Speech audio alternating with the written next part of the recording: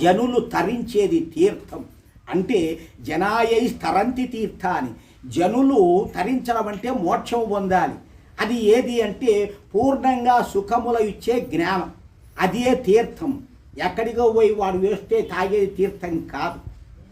నిధులలో మునిగి జనులు జీవులు వీళ్ళందరూ సుఖములు అందినారా?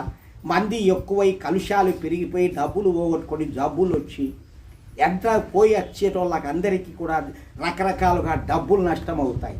ఎక్కడ తీర్థం వస్తుంది? ఎక్కడ తరించుతున్నారు వీళ్ళందరూ? తరించడం అంటే ఏమిటి? ఈ భవసాగరాన్ని తరించాలి, ఈ లోకాన్ని దాటి మోక్షానికి వెళ్ళాలి. మరి ఆ మోక్షము కావాలంటే, భగవంతుని చేరాలంటే ఈ నియమాలన్నీ పూర్ణ సుఖములు ఇచ్చేటువంటి ఈ వేద జ్ఞానాన్ని తెలుసుకోవాలి. మనకు మోక్షము ఏది, మనకు సుఖము ఏది అని ఈ భగవంతుడు ఇచ్చిన మార్గాన్ని మనం అనుసరించాలి.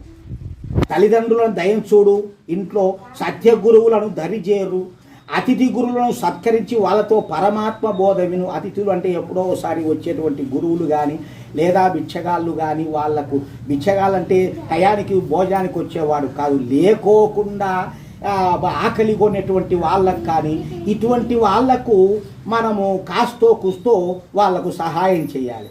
ఇక భార్యాభర్తలు ఇరువురు ఒకరికొకరు గౌరవించుకొని జీవించాలి.